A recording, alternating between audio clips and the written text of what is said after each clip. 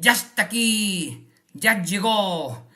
Este es el momento. Ha llegado la hora de controversias manmanas. Hola, mis estimados oyentes y amigos. Aquí está Emanuel, el profeta desconocido, una semana más para tratar otro capítulo del libro Nadie conoce mi historia, la biografía no oficial de José Smith, escrita por Fan Brody, una escritora de biografías que fue mandada por la Iglesia de Jesucristo de los Santos Últimos Días, es decir, por la Iglesia mormona, y no le gustó. Y como ella era miembro también de la Iglesia, pues la excomulgaron, la echaron de la iglesia porque no quiso retratarse de lo que había escrito. Bien, sin más preámbulos, vamos a ver el capítulo 19. Capítulo 19. Misterios del reino.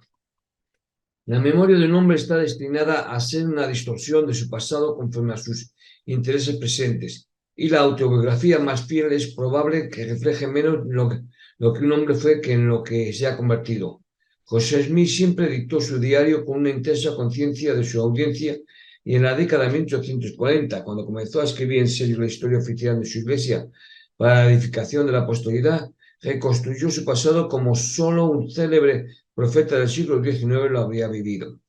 Todo era de un solo color, una sucesión de milagros y revelaciones, y en ningún sentido una evolución. Se convirtió, de hecho, en un escondite casi impenetrable, donde se ocultó detrás de un flujo perpetuo de palabras. Comenzó la historia de su vida con la fabulosa visión del Padre y del Hijo, que en 1842, cuando se publicó el relato por primera vez, se remontaba a 22 años atrás. No importa si se trata de una elaboración sobre un vívido sueño de la infancia o de una fantasía tejida con cuentos milagrosos a medio recordar. Bueno, quiero hacer notar que se imprimió por primera vez, es decir, el relato de la primera visión en Times Session, volumen 3, el 1 de marzo de 1842, aunque un breve relato de su plan se publicó en 1840 en Remarkable Vision. Bien. Las imágenes de los sueños le llegaban fácilmente y con un color tan intenso y un detalle tan exuberante que el asunto de la exactitud o la cronología no tenía importancia. Cuando describió la visión en una carta a John Bedworth, editor del Chicago Democrat, que había pedido la historia de su vida, fue algo sustancial en su memoria.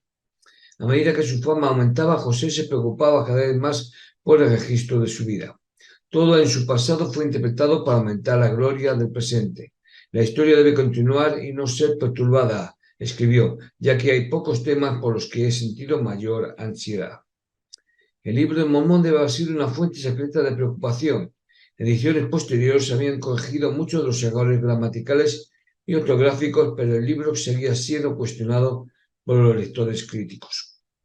Como editor del Times and Session, José publicó extractos de Ethan Smith, Josiah Priest y Alexander Bolt Hundor e instó a su gente a leer los incidentes de los viajes a Centroamérica de Stephen, todo lo cual parecía corroborar la historia del libro de Mormón. Todos los testigos de las planchas de oro, excepto sus dos hermanos Samuel y Hiram, habían muerto o abandonado la iglesia. Oliverio Candary se había llevado una copia del manuscrito al apostatar, dejando la otra como el único recordatorio tangible del origen del libro. Este manuscrito José decidió enterrarlo en la piedra angular de la mansión de Nabú, junto con algunas otras reliquias, e interrumpió la ceremonia de colocación de la piedra para traer el manuscrito desde su casa. Ebenezer Robinson se sorprendió al oírle decir mientras hojeaba las páginas para asegurarse de que estaba completo y ha tenido suficientes problemas con esta cosa. José nunca se disculpó por el libro de Mormón, lo llamó sin rodeos el más correcto de todos los libros de la tierra y la piedra angular de nuestra región. No hay duda, sin embargo, de que podría ser picado por las duras críticas dirigidas a él mismo.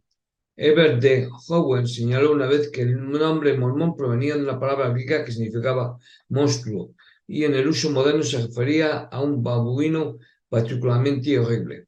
A lo largo de los años, este poco de investigación filológica lo había repetido una y otra vez los escritores antimormones, hasta que finalmente José lo contrarrestó con un poco de investigación e imaginación por su cuenta.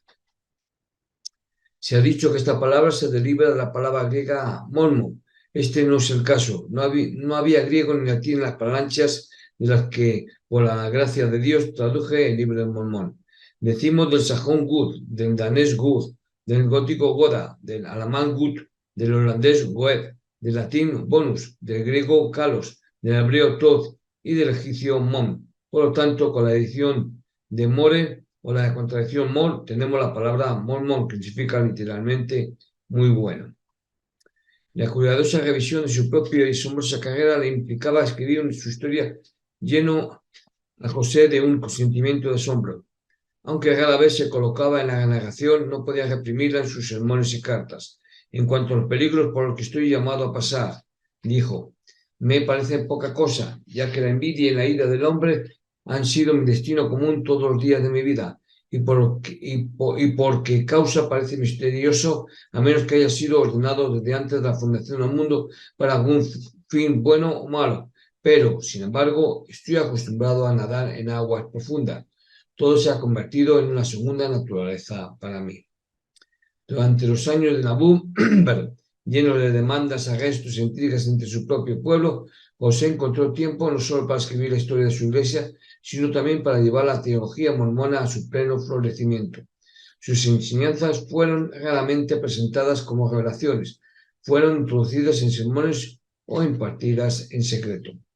Solo 2 revelaciones de importancia aparecieron en los 4 años de Nabú. Sin embargo, no hubo un periodo más fructífero en el pensamiento de José, dado que la doctrina, masa forma de revelaciones reunidas en doctrinas y convenios, era difícil de manejar como guía para su pueblo. Pasó un tiempo considerable elaborando un credo simplificado y lúcido. Esto tomó la forma de 13 artículos de fe, que se convirtieron en la base funcional de la doctrina mormona. Creemos en Dios el Padre Eterno, en su Hijo Jesucristo y en el Espíritu Santo. 1. 2. Creemos que los hombres serán castigados por sus propios pecados y no por la transgresión de Adán. 3. Creemos que por la expiación de Cristo toda la humanidad puede ser salvada por la obediencia a las leyes y la ordenanza del Evangelio. 4. Creemos que los primeros principios de la ordenanza del Evangelio son fe en el Señor Jesucristo, arrepentimiento, bautismo por inmersión de los pecados y, por último, imposición de manos para el don del Espíritu Santo. 5. Creemos que el hombre debe ser llamado por Dios por profecía y la imposición de manos por aquellos que tienen la autoridad a fin de que pueda predicar el Evangelio y administrar sus ordenanzas. 6. Creemos que en la misma organización que existió en la iglesia primitiva, es decir, apóstoles, profetas, pastores, maestros, evangelistas, etc. 7. Creemos en el don de lenguas, profecía, revelación, visiones, sanidades, revelación de lenguas, etc. 8. Creemos que la Biblia es la palabra de Dios hasta donde esté traducida correctamente. También creemos que el libro de Mormón es la palabra de Dios. 9. Creemos todo lo que Dios ha revelado, todo lo que actualmente revela, y creemos que aún revelará muchos asuntos grandes e importantes pertenecientes al reino de Dios. 10. Creemos en la congregación literal de Israel y en la restauración de las 10 tribus, que Sion será construida sobre este continente americano, que Cristo reinará personalmente sobre la tierra y que la tierra será renovada y recibirá su gloria paradisíaca. 11. Que reclamamos el privilegio de adorar a Dios Todopoderoso conforme a los dictados de nuestra propia conciencia y concedemos a todos los hombres el mismo privilegio. Adoren como, donde o lo que deseen. 12. Creemos en estar sujetos a reyes, presidentes, gobernantes y magistrados en obedecer, honrar y sostener la ley. Y 13. Creemos en ser honrados, verídicos, castos, benevolentes, virtuosos y en hacer el bien a todos los hombres. De hecho, podemos decir que seguimos la admonición de Pablo. Todo lo creemos, todo lo esperamos, hemos sufrido muchas cosas y esperamos poder sufrir todas las cosas. Si hay algo virtuoso o bello o de alguna reputación o digno de alabanza, a esto aspiramos. Excepto por la referencia al libro de Mormón y la doctrina de la revelación continua, había muy poco en este credo al que un cristiano que leyera la Biblia podía objetar, sino simplemente porque había muy poco en él que fuera del todo nuevo. En realidad era solo el primer peldaño en la escalera de una teología mormona. Ignoraba la orden de Noz, que había figurado tan prominentemente en la historia temprana de la Iglesia, porque José había terminado con ella para siempre. No mencionaba la doctrina de la pluralidad de dioses, que era uno de los pilares de la nueva filosofía, y ni siquiera insinuaba el nuevo rápido desarrollo del ritual del templo. En la primavera de 1842, los simples ritos de lavamiento y unción que se habían realizado en el templo de Kirtland se transformaron en un complicado y misterioso ceremonial que durante un tiempo se mantuvo tan secreto como la poligamia. Al principio solo se permitía la iniciación de los hombres, pero en la primavera de 1844 se concedió el mismo privilegio a las mujeres. La sucesión de apóstatas que exponían los misterios del templo solía insinuar una gran orgía sexual. En realidad no había nada asqueroso o repugnante en la ceremonia. Bien, nota. José escribió en su diario el 24 de septiembre de 1843. Prediqué en el estado cerca de una hora sobre el segundo capítulo de Hechos, con el propósito de mostrar la locura de las sociedades que tienen todo en común. En Nabú cada uno es mayordomo sobre lo suyo. Bien, y sobre lo que hemos hablado de lo de las mujeres, es decir, en el 1844, Herbert Zerkimba en su diario en las páginas 14 y 15 señaló que su esposa, Milate, había sido lavada, ungida y sellada por Emma Smith. Esto lo cita su hija, Ellen Mar Winnet, en plural marriage as taught by the prophet Joseph, Salt Lake City, 1882. Cada iniciado era lavado y ungido por un miembro de su propio género y luego se vestía con una ropa interior especial cubierta con un modesto y fluido manto. El ritual de purificación era como sigue, estamos hablando de la ropa interior de los games, lo que se conoce los games en la iglesia mormona. Hermano, teniendo autoridad te lavo para que quedes limpio de la sangre y los pecados de esta generación. Lava tu cabeza para que tu cerebro trabaje con claridad y sea rápido en discernimiento. Tus ojos para que veas con claridad y desciendan las cosas de Dios. Tus oídos para que escuchen la palabra del Señor. Tu boca y tus labios para que no hablen con engaño. Tus brazos para que sean fuente para empuñar la espada en defensa de la verdad. Y abre tu pecho y órganos vitales para que se fortalezcan sus funciones. Tus lomos y riñones para que tú seas fructífero en la propagación de una buena semilla, tus piernas y pies para que corras sin fatigarte y antes de desmayar. Bueno, esta frase, si me voy a hacer una puntualización, esta frase es la que se dice en la parte que se llama iniciatoria en el templo mormón, ¿de acuerdo? Es decir, esto se dice dos veces. Primero se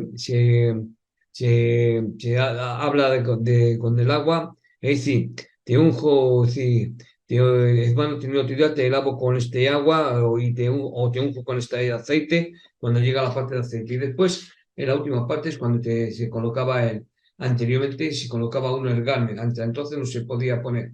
Ahora, hoy día, sí que, es decir, ya vas con el garmen ya puesto. Entonces, este garmen que llevas es el que se dio a Adán en el jardín de Edén, bla, bla, bla. En fin, eso es lo como se hace ahora. Bien, continuamos pues.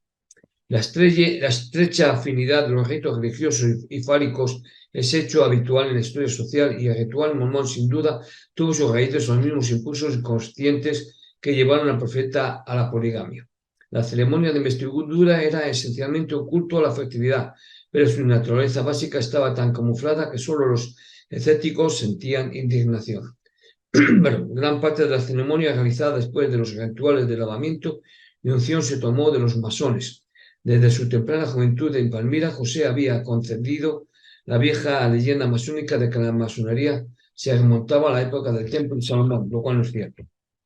Aunque había aplicado el libro mormón con restricciones antimasónicas derivadas de la histeria de Morgan. Hacía tiempo que había perdido su hostilidad hacia el oficio. La masonería era ahora tan irrespetable como antes de 1827, y cuando el juez James Adams, gran maestro adjunto de la orden masónica de Illinois, instó a establecer una logia en Nabú, accedió de inmediato. La logia se instaló formalmente el 15 de marzo de 1842, con sede en la gran sala sobre la tienda de José. John C. Bennett era secretario. José se convirtió en masón de primer grado en la noche de la instalación y la noche siguiente se elevó al grado sublime, gran maestre. Su interés en la masonería se volvió tan contagioso que muchos elders mormones se apresuraron a seguir su ejemplo y en 6 meses la logia tenía 286 candidatos. Esta acumulación dejó a las logias no mormonas atónitas, ya que en 1842 el total de miembros en todo Illinois era solo de 227. Vieron este crecimiento no solo una degeneración de la teoría de membresía selectiva, sino también una amenaza para controlar la gran logia de Springfield. No hay duda de que el principal interés de José en la masonería estaba en su ritual. Como Salomón era un constructor de templos, todo lo que había llegado a través de los tiempos que era de valor pretendía incorporarlo a su iglesia. 6 semanas después de la instalación de la logia, llamó a 7 de sus principales hombres masones el gran maestro James Adam, entre ellos instruyó sobre los principios y el orden del sacerdocio, atendiendo el lavamiento, unciones, investiduras y la comunicación de las llaves.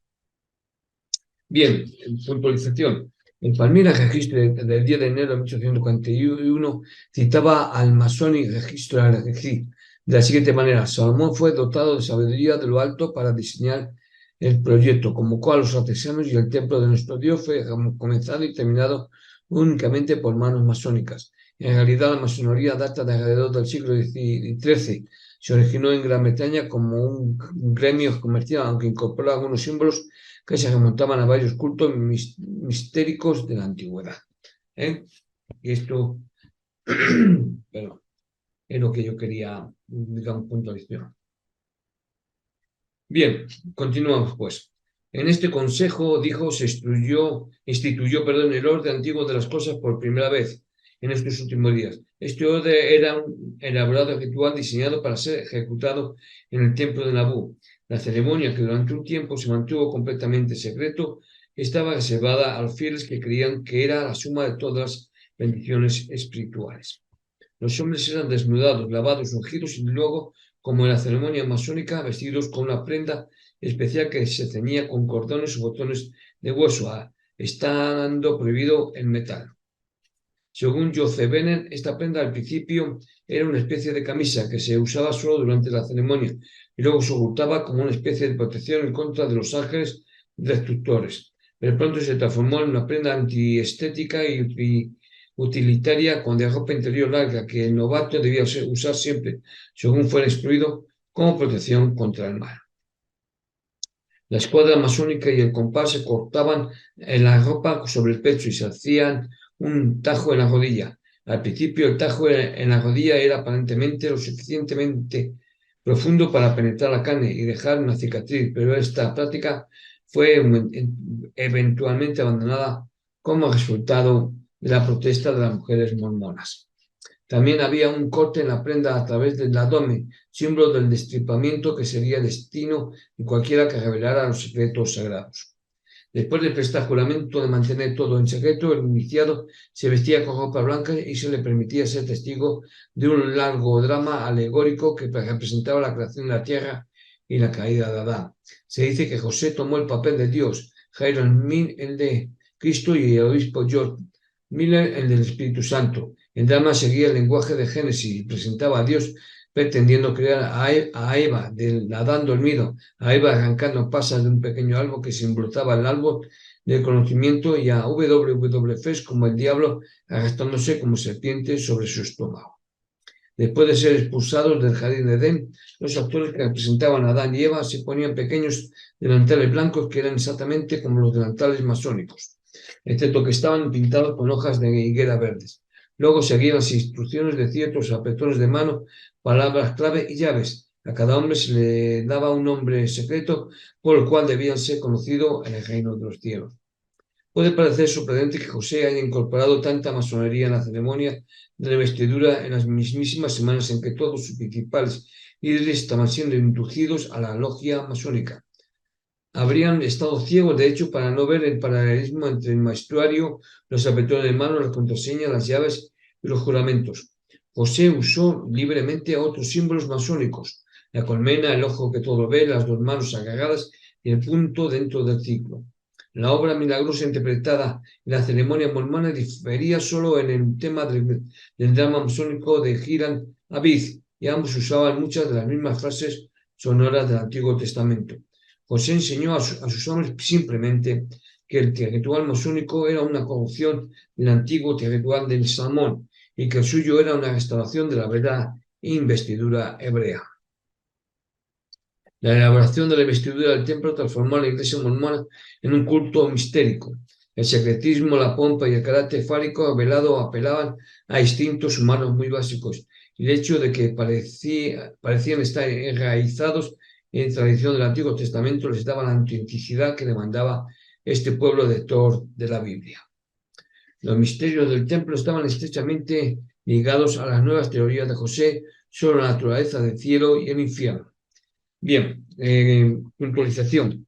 En el análisis completo de la relación entre la masonería y el ritual del templo mormón han sido realizados por S.H. Godwin, versus mormonismo y masonería, Salt Lake City, séptima edición, 1938. Y adicional, estudios en el mormonismo y la masonería, Salt Lake City, 1932. Wilbur Woodruff admitió una vez francamente que algunas ordenanzas del templo se realizaron por primera vez en el templo masónico de Nauvoo, Temple Broadcast, página 299. Bien, continuamos. Después de la muerte, dijo, todas las almas iban al mundo de los espíritus, similar al purgatorio de la teología católica, donde permanecían en un no desagradable encarcelamiento hasta el día del juicio final. Solo los que se habían unido a la verdadera iglesia podían ascender inmediatamente por el camino que conduce a la divinidad. Aquellos que habían perdido la oportunidad de escuchar el Evangelio en la tierra podían ser liberados del mundo de los espíritus por los buenos oficios de cualquier mormón. Para liberar a un pariente o amigo muerto, uno simplemente actuaba como si representante en la solemnidad del bautismo y sellamiento, es decir, de forma vicaria, por y a favor de. De esta manera, no solo los parientes, sino también todas las figuras heroicas del pasado podían ser liberadas de la esclavitud espiritual, y a cada mormón se le concedía la oportunidad de pasar por el extraño y excitante ritual del templo no una vez, sino cientos de veces. La primera epístola de Pablo a los Corintios había hecho una referencia ambigua al bautismo por muertos, y al menos una secta alemana había practicado este ritual en Pensilvania. José lo enseñó abiertamente. Al principio los mormones fueron bautizados en el Mississippi y más tarde en una elaborada pila que se encontraba sobre el lomo de 12 bueyes blancos de madera en el sótano del templo. Es dudoso que José captara las implicaciones verdaderamente asombrosas de su sistema de investidura. Sobre su iglesia descansa ahora la carga de liberar a los miles de millones de espíritus que nunca habían escuchado la ley del Señor. Nauvoo se había convertido en el centro no solo del mundo, sino también del universo. Pero José no puso gran énfasis en la ordenanza del templo. El vestuario, la pompa y el abracadabra general lo habían atraído al ritual masónico en primer lugar, así como la teatralidad del arte del prestidigitador lo había atraído a la excavación del dinero de su juventud. Y aunque dio un ingenioso significado teológico a su propia adaptación y al desarrollo del drama masónico, siempre fue secundario a la pompa y el espectáculo. Por eso José podía obtener una enorme satisfacción al interpretar el papel de Dios en la alegoría del templo, y aún así, sin ningún sentido de impropiedad, dejar la sala de la logia para tramitar la venta de un terreno de la ciudad. Bueno, y esto es el capítulo 18, perdón, y os recuerdo que este capítulo 19 se titula Misterios del Rey. Es un misterio del Rey. Bien, pues nada más.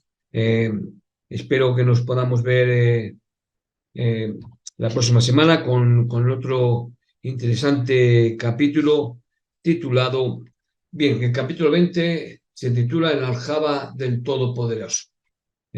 Hasta entonces, hasta que nos veamos, que paséis una buena semana, sed felices, portaos bien, nos vemos. Hasta pronto.